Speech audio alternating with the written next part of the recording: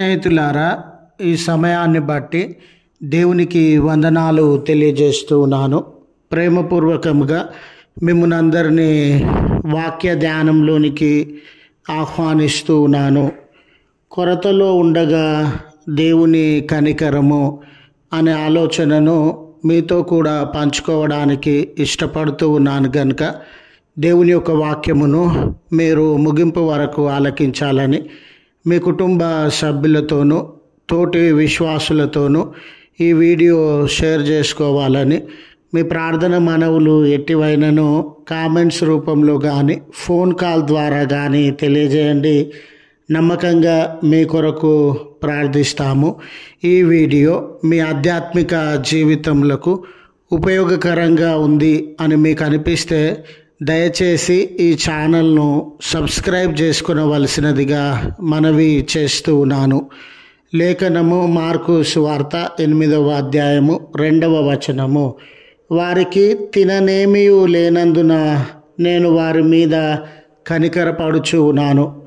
స్నేహితులారా, మన సమాజంలో మనం నివసించుచు ఉన్నటువంటి పరిసరాలలో దేశము లేక రాష్ట్రము ఎన్నో రీతులుగా అభివృద్ధి చెందినప్పటికీ ఇంకా పేదలు లేరని కాదండి, అవసరతలలో ఉన్నటువంటి వారు లేరని కాదండి, ఆకలి దప్పికలు ఉన్నటువంటి వారు లేరని కాదండి. అందరికీ సంక్షేమం ఉంది, అందరూ అన్ని విషయాలలో బలపడి ఉన్నారు అని చెప్పడానికి లేదండి. ఇంకా కొరత కలిగిన వారు ఉన్నారు, ఆకలి దప్పికల కలిగిన వారు ఉన్నారు, అవసరతల్లో ఉండినటువంటి వారు ఉన్నారు. చూడండి, ఈ సమాజంలో లేక మన పట్టణాలలో గ్రామాలలో కొరత కలిగి మనము ఉండినటువంటి వేళ లేక అవసరత కలిగి మనము ఉండినటువంటి వేళ 10 మందిలో మనము క్రింది స్థాయిలో ఉండినప్పుడు 10 మంది దగ్గర ఉన్న వస్తువులు కానివ్వండి, 10 మంది దగ్గర ఉన్నటువంటి పరపతి కానివ్వండి, 10 మంది దగ్గర ఉన్న డబ్బు ఆస్తిపాస్తులు కానివ్వండి, మన జీవితంలో లేని సందర్భంలో అందరి చేత మనము వెక్కిరింతల పాలవుతామండి. ఆ చిన్నతనంలో నుండి కూడా చిన్న బిడ్డలు స్కూల్లో కానీ కళాశాలలో కానీ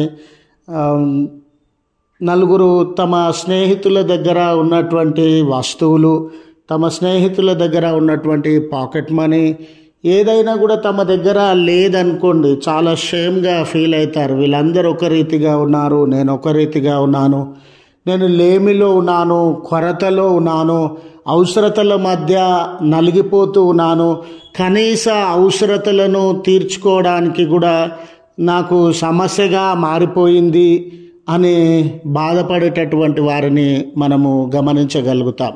అదే రీతిగా ఒక వ్యక్తి అవసరతలో ఉన్నప్పుడు, కొదువలో ఉన్నప్పుడు, అతడు పేదరికంలో ఉన్నప్పుడు ఇతరులు అతన్ని చాలా క్రింది స్థాయి వ్యక్తిగా చూచేటటువంటి వారుగా ఉంటారు. అతనికి గౌరవం ఇవ్వడం కానీ, మర్యాద ఇవ్వడం కానీ, అతన్ని ఒక మనిషిగా చూడడం కానీ, అతన్ని పలకరించడం కానీ, అతని బాగోగుల విషయంలో శ్రద్ధ కలిగి ఉండడం కానీ, అతన్ని ప్రేమగా పలకరించేవారు కానీ, స్నేహం చేసేవారు కానీ, అతన్ని హక్కున చేర్చుకునేటటువంటి వారు కానీ ఎవ్వరు ఉండరండి. పైగా అతన్ని ద్వేషించుచు, అవమానించుచు, నవ్వుల పాలు చేస్తూ అతన్ని మానసికంగా దెబ్బతీయడానికి లేక మానసికంగా అతన్ని అవమానించడానికి చుట్టూ ఉన్న జనాంగము ప్రయత్నిస్తూనే ఉంటుంది. ఇలాంటి తరుణంలో మరి యేసు ప్రభుల వారి ప్రేమను, ఆయన యొక్క కనికరాన్ని మనము గమనించినప్పుడు అవసరతలో ఉన్న వారిని బట్టి ఆయన శ్రద్ధ కలిగినటువంటి దేవుడుగా, నీ జీవితంలో ఎన్నో కొదువలు నిన్ను బాధిస్తూ ఉండవచ్చు. నీ జీవితంలో ఎన్నో సమస్యలు నిన్ను బాధిస్తూ ఉండవచ్చు. కానీ యేసు ప్రభువు నీ అందు కనికరం కలిగినటువంటి వాడుగా, యేసు ప్రభువు నీ అందు ప్రేమ కలిగినటువంటి వాడుగా, నిన్ను ఆదరించాలని, నిన్ను ధైర్యపరిచి బలపరచాలని ఇష్టపడుతున్నటువంటి వాడుగా ఉండినాడు. చూడండి, ప్రభుల వారు ఆయన యుద్ధకు వచ్చి ఆయన బోధను వినుచు ఎంతో సమయాన్ని గడిపినటువంటి బిడ్డలందరూ కూడా ఆకలితో ఉన్నారు అనే సత్యాన్ని ఆయన గ్రహించినటువంటి ప్రభువుగా ఉండినాడు.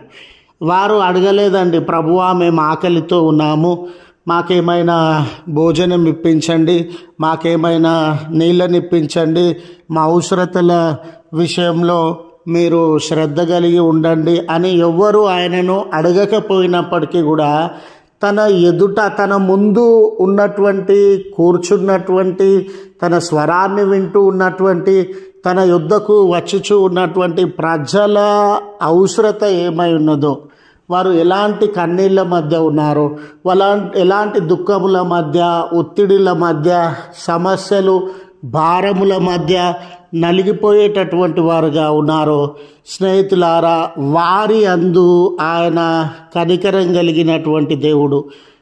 అందరూ గ్రహించలేని ఆ చోట ఉన్నటువంటి తన శిష్య బృందం ఉండింది, ఇంకా అనేక మంది జనాంగం ఉండినారు.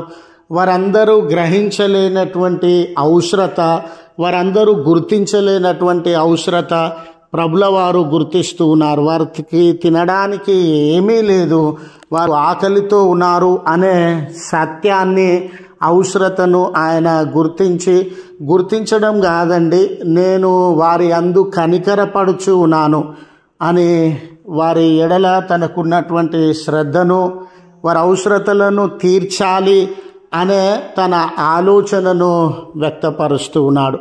నిజమే, ఈరోజు మనము ప్రార్థనలో ఏకీభవించుచూ ఉన్నటువంటి వేళ, ఈరోజు ప్రభువును అడుగుచూ ఉన్నటువంటి వేళ, ఈరోజు ప్రభువు వైపు ఎంతో ఆశతో, ఆసక్తితో నిరీక్షించుచున్నటువంటి వేళ, స్నేహితులారా, ఆయన మన యందు కనికర పడుతూ ఉన్నాడు.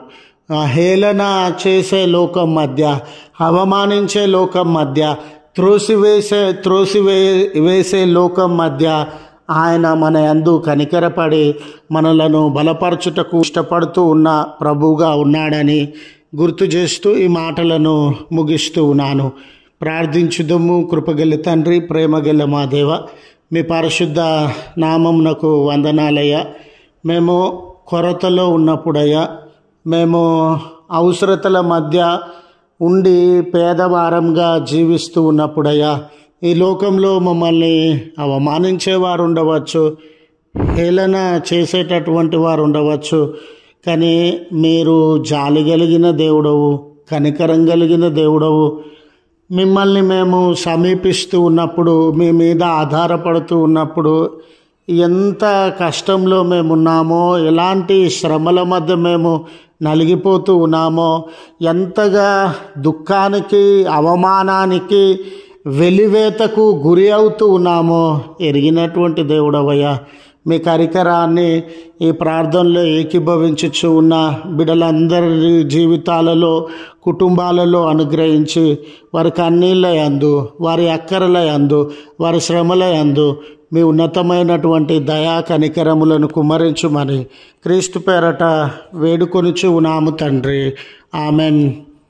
తండ్రి, కుమార, పరిశుద్ధాత్మ త్రియేక దేవుని దీవెన మనకు తోడై ఉండి మనలను కాపాడును గాక.